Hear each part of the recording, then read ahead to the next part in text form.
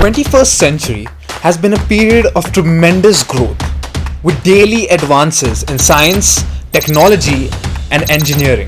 3D printing, on the other hand, is a technology that stands out from the rest. While the idea is outdated, it has made enormous advances in technological fields and education over the last few decades. 3D printing allows you to turn your ideas into reality. Whether you're printing architectural pieces for a class, engineering pieces for prototyping, or even final products for small run manufacturing. But the question is, how does 3D printing help in education? What are the benefits? And why should it be so important to children? Mind-boggling, isn't it? Yes. We're here to assist you in gaining a better understanding of what 3D printing can do for education. Stay tuned with this course to know more.